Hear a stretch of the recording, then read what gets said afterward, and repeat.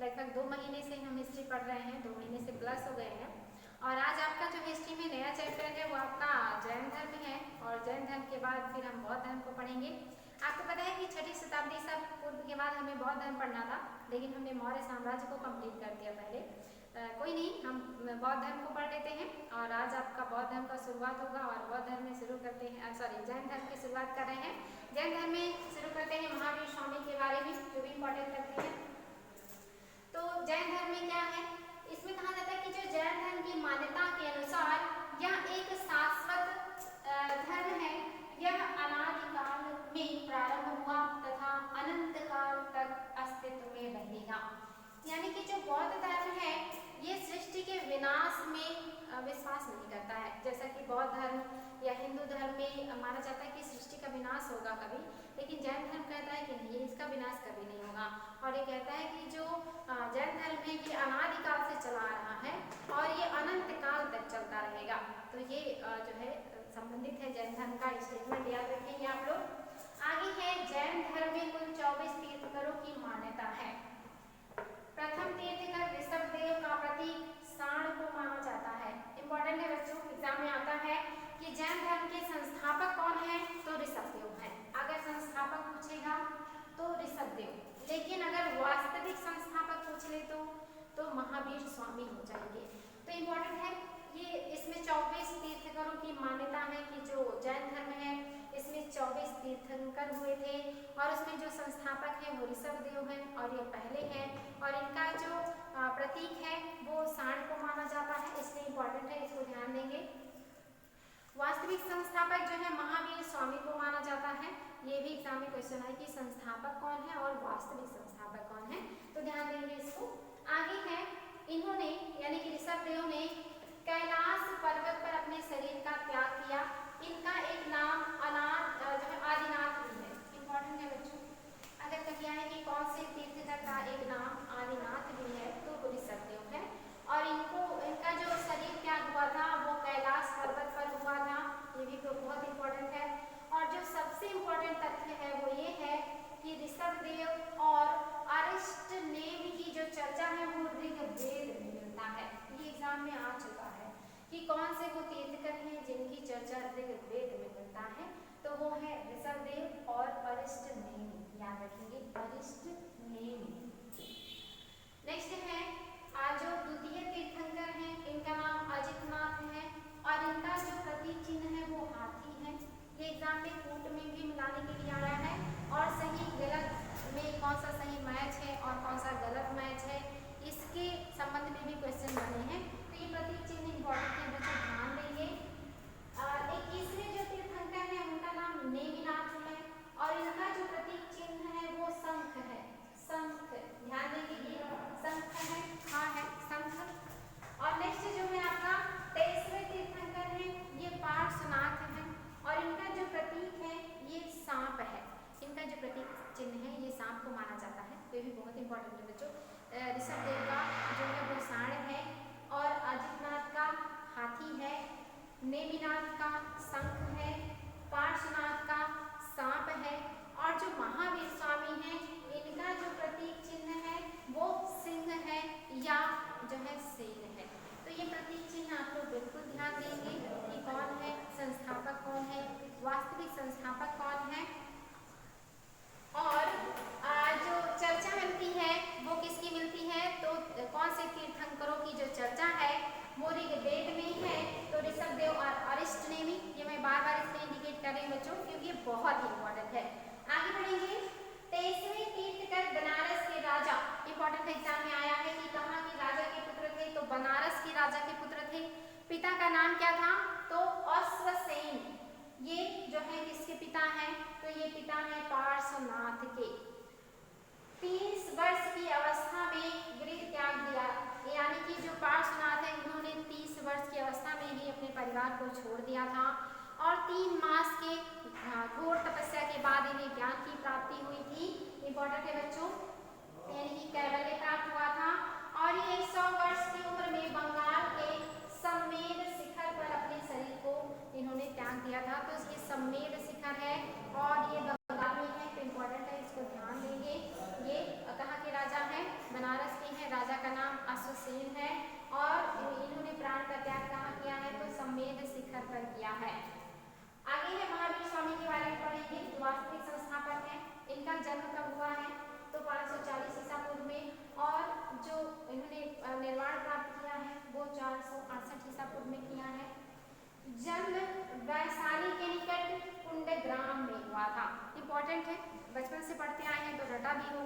जो जन्म है वो वैशाली के निकट कुंड ग्राम में हुआ था। पिता का नाम क्या है? तो जो पिता है वो क्या है? जात्रिक क्षत्रिय है। ये एग्जाम में आया है कि महावीर स्वामी किस कुल के क्षत्रिय हैं? तो ये जात्रिक है या ज्ञात्रिक, ज्ञात्रिक कुल बार बार एग्जाम में आया है। ज्ञात्रिक कुल के क्षत्रिय थे इनके पिता और ये संघ के प्रधान थे, यानी कि ज्ञात्रिक कुल के जो संघ है उसके प्रधान है। और इनकी जो माता है वो त्रिशला है। ध्यान देंगे बच्चों, त्रिशला है। और इससे भी ज्यादा इम्पोर्टेंट ये लिच्छवी कुल के चेतक की बहन है। एग्जाम में आया है कि ये किसकी बहन है? तो ये चेतक की बहन है। और किस कुल से संबंधित है? तो लिच्छवी कुल से संबंधित है। आगे है बच्चों, इनके बचपन का नाम वर्धमान था, वेरी वेरी इंपॉर्टेंट है और आसान भी है। पत्नी का नाम यशोदा था और पुत्री का नाम प्रियदर्शना था। आप देखेंगे महात्मा बुद्ध के भी एक ही बेटे थे, एक ही बच्चा था, उनका नाम राहुल था, उनकी पत्नी का नाम यशोधरा था, लेकिन इनकी पत्नी का नाम यशोदा है। यशोधरा और यशोदा में कंफ्यूज नहीं होना है। यशोदा महावीर स्वामी की पत्नी है और इनकी पुत्री प्रियदर्शना है, जिनका विवाह जमाली नामक व्यक्ति से हुआ था। उनके दामाद का नाम जमाली था। 42 वर्ष की अवस्था में जिन्हें 12 वर्ष की घनघोर तपस्या के बाद ज्ञान की प्राप्ति हुई, यानी कि बहुत लंबे समय तक इन्होंने तपस्या किया और लगभग 12 वर्षों तक इन्होंने तपस्या किया है। यानी कि ये 30 वर्ष की उम्र में घर को इन्होंने छोड़ा था और 12 वर्ष की तपस्या के बाद 42 वर्ष की उम्र में इनको ज्ञान की प्राप्ति हुई। और ज्ञान की जब इनको प्राप्ति हो जाती तो अलग अलग नामों से पुकारा जाता है उस स्थिति को, वो भी इम्पोर्टेंट है। क्या है वो? तो इनको ज्ञान की प्राप्ति कहाँ हुई थी? जुम्बिक ग्राम के समीप, प्लेस का स्थान जो मतलब प्लेस है इम्पोर्टेंट है, जुम्बिक ग्राम के समीप नदी वेरी वेरी इंपॉर्टेंट है बच्चों, ऋजुपालिका, ऋजुपालिका नदी के तट पर साल वृक्ष, भगवान बुद्ध को पीपल वृक्ष के नीचे और इनको साल वृक्ष के नीचे ज्ञान की प्राप्ति हुई थी। और ये जो ज्ञान की प्राप्ति हुई क्या कहलाए? कैवल्य। आगे है इसके पश्चात कैवलिन, यानी कि महात्मा जो महावीर स्वामी है ये कैवलिन कहलाए। कैवलिन का क्या मतलब होता है? ज्ञान प्राप्त व्यक्ति। इसके अलावा ये जिन कहलाए। जिन मतलब इंद्रियों का विजेता, जो अपने ज्ञान इंद्रियों पर, अपने इंद्रियों पर विजय प्राप्त कर ले, जिसे इन सारी चीजों से कोई फीलिंग ना आए, वो क्या कहलाता है? जिन कहलाता है। आगे है आज अरहत। अरहत मीन्स योग्य व्यक्ति, वो व्यक्ति जो योग्य हो उसे अरहत कहा जाता है। ज्ञान प्राप्ति के बाद ये अरहत भी कहलाए। इसके अलावा निग्रंथ, यानी कि बंधन से रहित, वो व्यक्ति जो सभी बंधनों से मुक्त हो, सभी बंधनों से रहित हो, उसे निग्रंथ कहा जाता है और ये भी निग्रंथ कहलाए। तो ये सारी चीजें जो हैं, इन सारे वर्डों से संबोधित किया गया महावीर स्वामी को ज्ञान प्राप्ति के बाद। आगे है अपनी साधना में अटल रहे तथा जो है अटूट यहाँ पे अटूट है, जो पराक्रम दिखाने के कारण इन्हें महावीर स्वामी के नाम से संबोधित किया गया। इनका नाम वर्धमान था तो इनका नाम महावीर स्वामी कैसे पड़ा? क्योंकि 12 वर्षों की कठोर तपस्या, उसके लिए इन्होंने जो एक पराक्रम दिखाया, अपनी उन सारे ज्ञानेंद्रियों पर, अपनी इच्छाओं पर, अपनी हर चीज पर विजय प्राप्त करने के बाद जब वो ज्ञान की प्राप्ति कर लेते हैं तो उन्हें महावीर स्वामी के नाम से जाना जाता है। जैसे जो महात्मा बुद्ध हैं वो पहले सिद्धार्थ के नाम से जाने जाते थे, लेकिन ज्ञान प्राप्ति के बाद वो बुद्ध या महात्मा बुद्ध कहलाए। वैसे ही ये जो वर्तमान है, इन्हें जब ज्ञान की प्राप्ति हो जाती है तो ये महावीर स्वामी के नाम से जाने जाते हैं। तो ये महावीर स्वामी क्यों कहे गए? क्योंकि अपनी साधना के दरमियान ये अटल रहे, अडिग रहे और अपनी चीजों को उन्होंने छोड़ा नहीं और इन्हें ज्ञान की प्राप्ति हुई। आगे है जैन धर्म के 24 तीर्थंकरों को परंपरा, मतलब उनकी जो परंपरा है उसको अगर स्वीकार किया जाए तो इसमें काल दोष पाया जाता है। काल दोष मीन्स समय का जो है दोष पाया जाता है। ऐसा क्यों है? क्योंकि आपको पता है कि महावीर स्वामी का जन्म 540 ईसा पूर्व में हुआ है और इनसे पहले 23 तीर्थंकर जो है वो हो चुके हैं। तो जाहिर सी बात है ये बहुत पुराने हो जाएंगे। लगभग ये 900 ईसा पूर्व के आसपास, अगर सबको लिया जाए तो लगभग 900 ईसा पूर्व के महावीर स्वामी ही आप देख रहे हैं 540 ईसा पूर्व में है, और इसके पहले 23 तीर्थंकरों का इतिहास बहुत पुराना हो जाएगा। तो ऐसे अगर अनुमान लगाया जाए तो ये 900 ईसा पूर्व पुराने हो जाएंगे। जबकि आपको पता है कि जो ऋग्वैदिक काल है ये यहाँ पे जो आर्यों का जो क्षेत्र था ये ज़्यादातर सिंधु नदी के आसपास था। उत्तर वैदिक काल में वो धीरे धीरे गंगा यमुना के द्वाब के क्षेत्र में आते हैं और ऊपरी गंगा यमुना के क्षेत्र में आए थे। मध्य गंगा तक कभी वो पहुँचे भी नहीं थे। तो कैसे यहाँ पे इन तीर्थंकरों का जो है जन्म हो सकता है, या फिर जब वहाँ पे जमीन आबाद ही नहीं हुए थे, जंगल ही थे, इस तरह की परिस्थितियाँ ही नहीं थी, तो यहाँ पे इतने पुराने मतलब तीर्थंकर कैसे हो सकते हैं। तो यहाँ पे माना जाता है कि इसमें कुछ समय में दोष है, काल दोष है, ये सही अनुमान नहीं लगाया जाता है।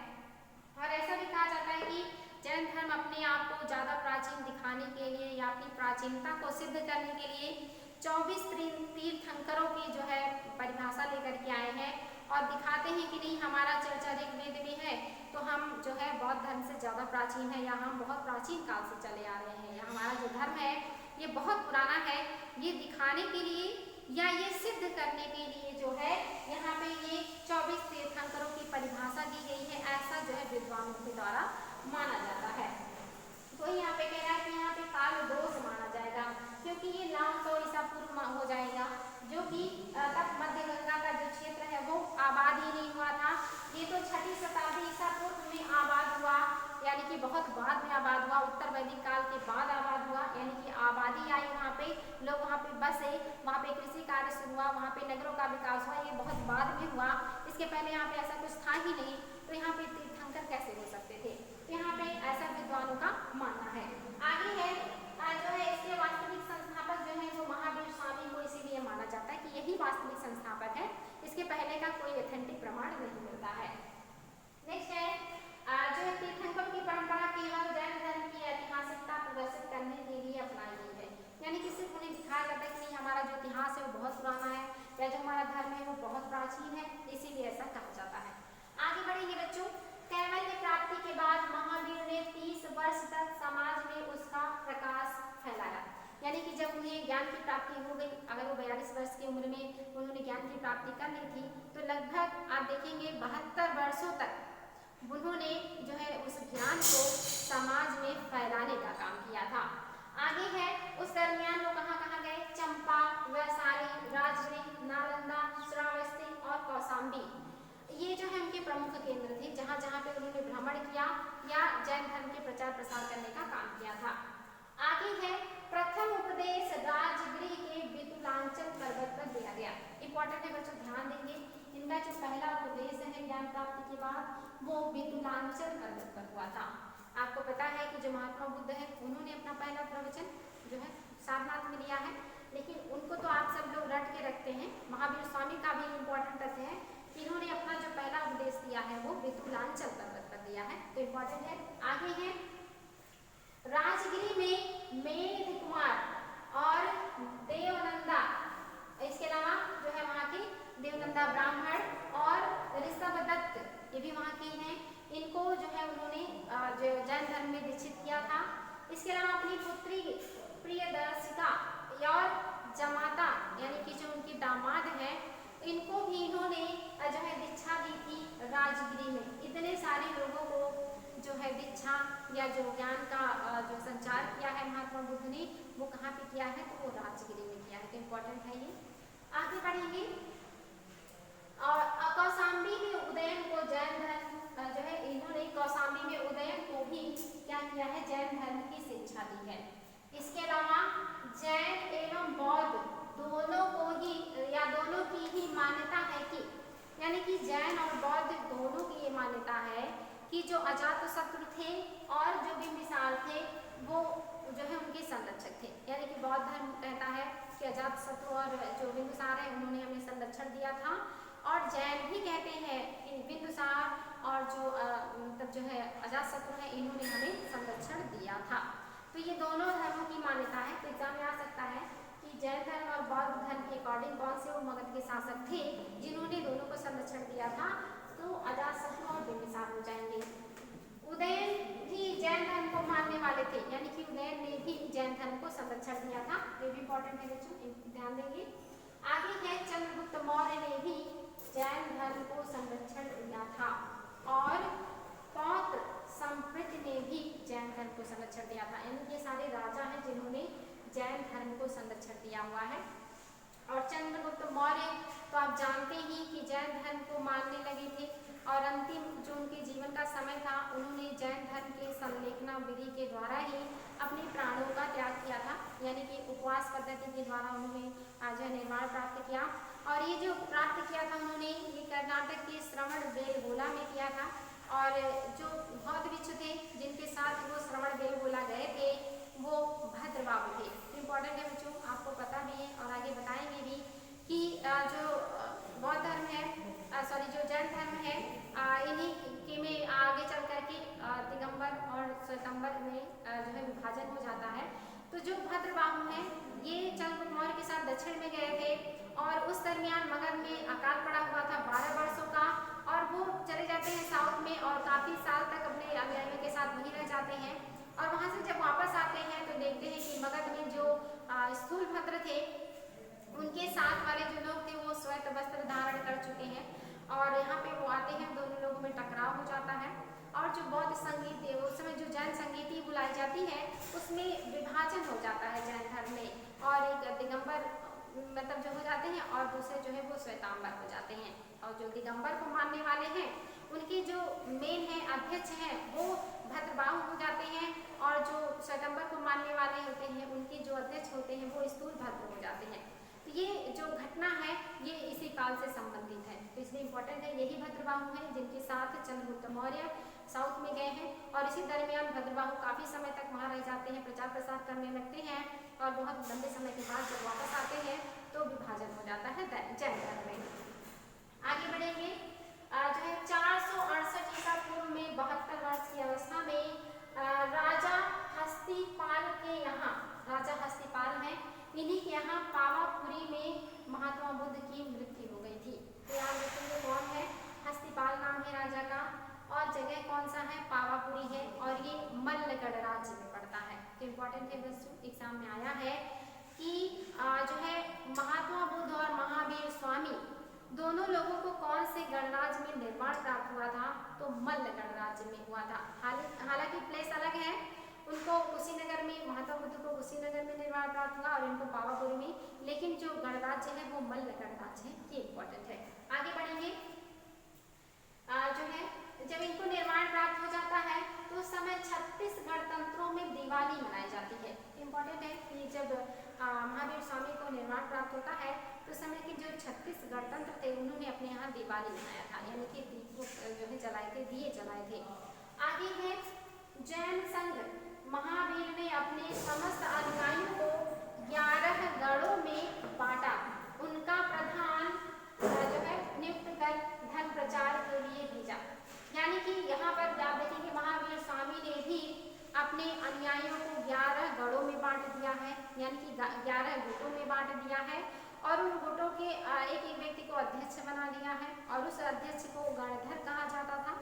और ये लोग यानी कि एक एक गुट अलग अलग क्षेत्रों में जैन धर्म के प्रचार प्रसार के लिए जाया करते थे। जैसे आपने देखा था अशोक ने अपने बच्चों को, अपने जो है जो कर्मचारी थे उन सबको बौद्ध धर्म के प्रचार प्रसार में लगा दिया था और अलग अलग देशों में, अलग अलग राज्यों में अलग अलग जो व्यक्तियों को भेजा था।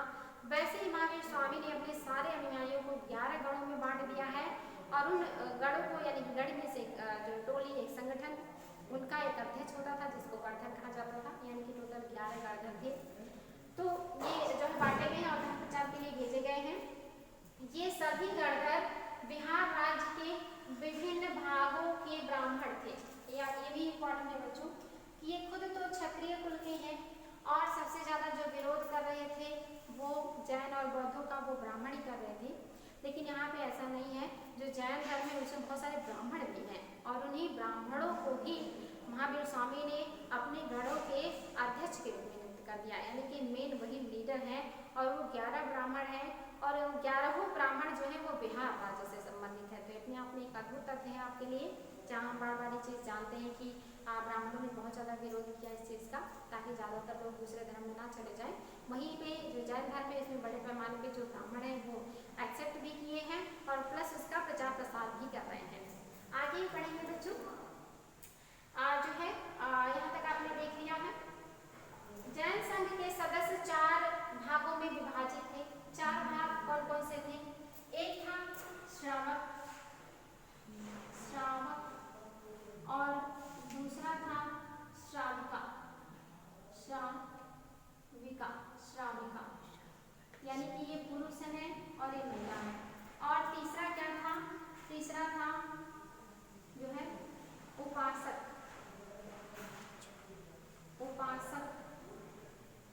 तो ये जो है ध्यान देंगे, जो श्रावक है और श्राविका है ये जो घर को छोड़ देते थे, श्रावक और श्राविका ये जो है जो गृहस्थ आश्रम में रहते हुए करते थे पालन, वो श्रावक और श्राविका थे। और जो तीसरा था वो था भिक्षु।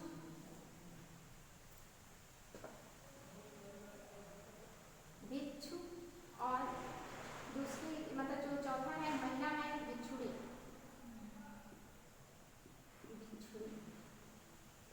ये 4 जो है भागों में विभाजित किया था जैन संघ के सदस्यों को महावीर स्वामी ने। और ये क्या है? तो श्रावक और श्राविका में जो लोग शादीशुदा होते थे या गृहस्थ जीवन जीते थे या अपने परिवार के साथ रहते थे, अपने परिवार का परित्याग नहीं करते थे, उनमें महिला और पुरुष को बांट दिया गया था। पुरुषों को श्रावक और महिलाओं को श्राविका कहा जाता था कि आप अपने परिवार में ही रह करके जो है जैन धर्म का जो है अनुसरण कीजिए, उनको श्रावक श्राविका। और जो लोग अपने परिवार को छोड़ देते थे और भिक्षु बन जाते थे, यानी कि भिक्षा मांग मांग करके अपने जीवन का यापन करते थे और जैन धर्म के जो सिद्धांत थे उनका प्रचार प्रसार करते थे, अपना घर परिवार त्याग देते थे, उन्हें घर परिवार से कोई लेना देना नहीं होता था, ऐसे पुरुष को भिक्षु और महिला को भिक्षुड़ी कहा जाता था। तो ये महावीर स्वामी ने इनको जो है 4 भागों में बांटा है। तो ध्यान रखेंगे, श्रावक और श्राविका ये उपासक हैं, ये जो है अपने परिवार में रह करके करते हैं, और ये जो परिवार को छोड़ करके करते हैं भिक्षु और भिक्षुड़ी। आगे बढ़ेंगे बच्चों। महावीर की मृत्यु के बाद केवल गणधर धर्मन ही जिंदा थे जैन संघ के, उनके बाद प्रथम अध्यक्ष बने। वेरी वेरी इंपॉर्टेंट है, ये एग्जाम में आ चुका है कि महावीर स्वामी की मृत्यु जब हुई उस समय कौन सा गणधर जिंदा था? तो वो जो है सुधर्मन थे। सुधर्मन याद रखेंगे बच्चों, सुधर्मन थे। और यही जो है जो महावीर स्वामी हैं उनकी मृत्यु के बाद प्रथम अध्यक्ष भी बने थे, यानी कि यही जो है आगे जो जैन धर्म है उसकी अध्यक्षता करते हैं, उसको आगे ले जाते हैं, या इन्हीं के संरक्षण में सारा काम होना शुरू हो जाता है। तो अंतिम ये गणधर है, ये जो है सुधर्मन है। Very very important. पार्श्वनाथ ने भिक्षुओं के 4 विधान किए थे। यह किया था महावीर ने, उसमें 5वां अणुव्रत या 5वां विधान जोड़ा, जिसे जो है ब्रह्मचर्य कहा गया। ये एग्जाम में क्वेश्चन आ चुका है बच्चों, वेरी वेरी इंपॉर्टेंट। ये नेट में भी आया हुआ क्वेश्चन है कि पार्श्वनाथ ने कौन से अणुव्रत या कौन सा विधान नहीं किया था, या महावीर स्वामी ने कौन सा विधान जो है उसमें जोड़ा था। तो आपको पता है ये जो आपका 5वां है ब्रह्मचर्य, ये जो है महावीर स्वामी ने जोड़ा है। इसके पहले के जो 4 विधान है सत्य, अहिंसा, अस्तेय और अपरिग्रह, ये जो है जो महावीर स्वामी है उनके पहले ही पार्श्वनाथ ने इसको किया था। लेकिन उसमें जो 5वां अणुव्रत है ब्रह्मचर्य, ये जोड़ा है महावीर स्वामी ने, तो इसलिए बहुत इंपॉर्टेंट है। आगे है, पार्श्वनाथ ने भिक्षुओं को वस्त्र पहनने की अनुमति दी थी। इंपॉर्टेंट है बच्चों। पार्श्वनाथ ने यानी कि जो 23वें तीर्थंकर है, ये कहते हैं कि भिक्षुओं को वस्त्र पहनना, मतलब जो अगर वो पहनना चाहे तो पहन सकते हैं, लेकिन महावीर स्वामी क्या कहते हैं कि नहीं, वस्त्र त्याग को आवश्यक बताया। इन्होंने वस्त्र त्याग को आवश्यक बताया। इन्होंने कहा कि अगर आप अपने पास वस्त्र रखते हैं तो अपरिग्रह के नियमों का पालन नहीं होगा। अपरिग्रह मीन्स होता है कि अनावश्यक चीजों का संग्रह ना करना, यानी कोई भी चीज आपके पास नहीं होना चाहिए, इवन कपड़े तक नहीं होने चाहिए, ऐसा महावीर स्वामी मानते कपड़े की जरूरत नहीं है। कपड़ा अगर आप रखेंगे तो अपरिग्रह के नियमों का पालन नहीं होगा। तो इन्होंने क्या कहा कि वस्त्र का भी त्याग आवश्यक है, तभी उन पांचों जो विधान है, जो अणुव्रत है, उनका पालन हो पाएगा। आगे बढ़ेंगे बच्चों। जैन धर्म हिंदू एवं बौद्ध धर्म की तरह सृष्टि विनाश में विश्वास नहीं करता। वेरी वेरी इंपॉर्टेंट, ध्यान देंगे। जैन धर्म जो है वो मानता है कि सृष्टि का विनाश नहीं होता। ये अनादिकाल से चला आ रहा है और ये आदिकाल तक चलता रहेगा। तो सृष्टि का विनाश में विश्वास नहीं करता है जैन धर्म। धर्म एवं बौद्ध धर्म की तरह सृष्टि में जो है विनाश में विश्वास नहीं करता है। यानी कि जो जैन धर्म है वो मानता है कि सृष्टि का विनाश नहीं होता, ये शाश्वत है, ये हमेशा चलता रहेगा। जबकि बौद्ध धर्म और हिंदू धर्म में क्या कहा जाता है कि सृष्टि का विनाश हो जाता है, प्रलय आता है और सृष्टि खत्म हो जाती है और फिर एक नए तरीके से, एक नए सिरे से जीवन का विकास होता है और विकास करते करते फिर से एक ऐसा चरण आता है जहाँ पे सब कुछ खत्म हो जाता है, डिस्ट्रॉय हो जाता है। तो आप देखेंगे जैन धर्म को छोड़ करके लगभग सारे धर्मों में इस तरह का विचार जो रखा जाता है कि सृष्टि का विनाश होता है। आगे बढ़ेंगे बच्चों। जैन धर्म ने ईश्वर के अस्तित्व को स्वीकार किया है, किंतु ईश्वर को जिन से नीचे रखा है। वेरी वेरी इंपॉर्टेंट बच्चों, जैन धर्म क्या करता है? ईश्वर के अस्तित्व में विश्वास करता है, स्वीकार करता है, लेकिन ईश्वर को जिन से नीचे रखता है। क्या कहता है कि जो जिन है वो ईश्वर से भी ज्यादा शक्तिशाली है, ईश्वर से ज्यादा महान है। और जिन कौन कहलाता है? जो अपने ज्ञानेंद्रियों पर, अपनी इच्छाओं पर, अपनी सारी चीजों पर विजय प्राप्त कर लेता है, वो जिन कहलाता है। तो ये मानते हैं कि जो जिन है वो ईश्वर से ऊपर है। तो अगर कभी एग्जाम में आए कि जैन धर्म में ईश्वर को जिन से ऊपर रखा गया है, तो नहीं, जैन धर्म में जिन को ईश्वर से भी ऊपर रखा गया है और ये ईश्वर में विश्वास करते हैं। आगे है, जैन धर्म के अनुसार सृष्टि के निर्माण, उसकी रक्षा तथा उसके विनाश के लिए उत्तरदायी नहीं है। जैन धर्म के अनुसार कि सृष्टि के निर्माण, उसकी रक्षा तथा उसके विनाश के लिए उत्तरदायी नहीं है, अतः सृष्टि शाश्वत कानूनों से परिचालित होता है। यहाँ पे इनके कहने का मतलब है कि जैन धर्म के अनुसार जो सृष्टि है उसका निर्माण, उसका विनाश, उसका संरक्षण या पालन कोई नहीं करता है, कोई भगवान नहीं करता है, कोई इंसान नहीं करता है, बल्कि उनके कहने के अकॉर्डिंग ये विधि के विधान के द्वारा चलता है। तो अगर एग्जाम में पूछे कि जैन धर्म के अकॉर्डिंग जो सृष्टि है ये किसके अकॉर्डिंग चलता है, इसका जो कौन करता है जो रक्षा या इसको परिचालन, तो ये विधि का विधान जो है करता है, विधि के कानून के अकॉर्डिंग चलता है। यानी कि इनका जो मानना है कि कोई ईश्वर इसको नहीं चलाता है, कोई इसको खत्म नहीं करता, कोई इसको शुरू नहीं करता, ये विधि का विधान। जैसे हम कहते हैं कि नेचर जो है सबको दंड देता है, नेचर का प्रकृति है कि परिवर्तन यानी कि बदलाव नेचर का नियम है, प्रकृति का नियम है कि बदलाव होता है। वैसे कहते हैं कि प्रकृति है, एक विधि है, एक विधान है और उस वही विधान जो है सृष्टि का रक्षा करता है और उसका जो है एक तरीके से कहेंगे ध्यान मतलब निर्माण करता है, उसको रक्षा करता है, उसका विनाश करता है। वो कौन करता है? वो कौन करता है? वो शाश्वत कानून के द्वारा चलता है या विधि के विधान के द्वारा चलता है, वो कोई भगवान नहीं करता, उसमें किसी ईश्वर का कोई हाथ नहीं है। ये कौन कहता है? ये जैन धर्म कहता है। आगे है आज उत्थान जो है, आगे है उत्थान काल जो है उत्सर्पणी और पतन काल को अवसर्पणी कहा जाता है। यानी कि जब इस सृष्टि का उत्थान काल होता है, यानी कि जब इस सृष्टि सबसे ऊंचाइयों पे होता है, विकास डेवलपमेंट सबसे ऊंचाइयों पे होता है, तो उसे कहा जाता है उपसर्पिणी। उपसर्पिणी अगर एग्जाम में आ जाए कि उपसर्पिणी मीन्स क्या है, तो उत्थान का, यानी कि जब सबसे उत्थान पे होता है, सब कुछ ऊंचाइयों पे होता है, और जो पतन का काल होता है उसको अवसर्पिणी कहा गया है जैन धर्म में। अवसर्पिणी मतलब पतन और विनाश, और जो उपसर्पिणी है यानी कि उसका उत्थान, यानी कि प्रोग्रेस आगे की तरफ। आगे है जैन धर्म में भी बौद्ध धर्म की तरह ही वेदों को अपौरुषेय मतलब वेदों की अपौरुषेयता को अस्वीकार किया। एग्जाम में आए बच्चों बहुत ज्यादा आता है ये कि कौन कौन सी बात है जिन पे दोनों धर्म एक मत है। तो इस पे दोनों धर्म यानी कि जैन और बौद्ध दोनों एक मत है कि जो वेद है, ये जो कहते हैं जो ब्राह्मण लोग या जो धार्मिक ग्रंथ है हिंदू धर्म के, वो कहते हैं कि जो वेद है वो अपौरुषेय है, यानी कि इसे किसी पुरुष ने नहीं लिखा है बल्कि देवताओं ने लिखा है। ये बात जो करते हैं ये गलत है। इनकी अकॉर्डिंग जो वेद है वो अपौरुषेय नहीं है, यानी कि उसे किसी देवता ने नहीं लिखा बल्कि वो इंसानों ने ही लिखा है। लेकिन बाकी जो है हिंदू धर्म में क्या कहते हैं कि वेद अपौरुषेय है, उसे देवताओं ने लिखा है, वो इंसानों ने नहीं लिखा, या देवताओं ने उसको जो है बांचा है और ऋषियों ने इसको सुना है और ऋषियों ने अपने मतलब शिष्यों को सुनाया है और पीढ़ी दर पीढ़ी आगे गया। तो इस तरह की जो कहावतें हैं या इस तरह की जो बातें हैं जो हिंदू धर्म में है वो मानने से इनकार करते हैं बौद्ध और जैन दोनों। तो यहाँ पे दोनों एक मत है, ध्यान देंगे। आगे है जैन धर्म आत्मा में विश्वास रखता है जबकि बौद्ध धर्म अनात्मावादी है। वेरी वेरी इंपॉर्टेंट बच्चों, जब ये पूछे कि किसमें दोनों में कौन सी चीजें हैं जो समान नहीं है, तो आत्मा के मैटर पे दोनों में मतलब भेद हो जाता है। जैन धर्म कहता है कि आत्मा होती है, यानी कि आत्मा जो है परमात्मा में मिलती है, आत्मा जो है फिर से दूसरे रूप में जन्म लेके धरती पे आती है। लेकिन बौद्ध धर्म क्या कहता है कि कोई आत्मा नहीं होती, इंसान का पुनर्जन्म होता है लेकिन आत्मा नहीं होती। और इंसान का पुनर्जन्म क्यों होता है?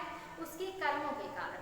अगर वो अच्छे कर्म करेगा और जो है मोक्ष की प्राप्ति कर लेगा तो उसे जन्म मरण के या पुनर्जन्म की प्रक्रिया से मुक्ति मिल जाएगी। लेकिन अगर वो बुरे कर्म करेगा तो ये कर्म उसके इकट्ठा होते रहेंगे और वो इन कर्मों को भोगने के लिए, अपने उन किए गए पापों को पूरा करने के लिए या प्रायश्चित करने के लिए बार बार जन्म लेकर के वो आता रहेगा। तो ये जो कहने की बात है ये बौद्ध धर्म का है। वो आत्मा में विश्वास नहीं करते लेकिन पुनर्जन्म में विश्वास करते हैं। जैनी कहते हैं नहीं, आत्मा होती है और आत्मा जो है वो नया नया शरीर धारण करती रहती है। आगे है कर्म के कारण ही पुनर्जन्म होता है। जैन धर्म कर्म पुनर्जन्म में विश्वास रखता है, यानी कि यहाँ पे जो है दोनों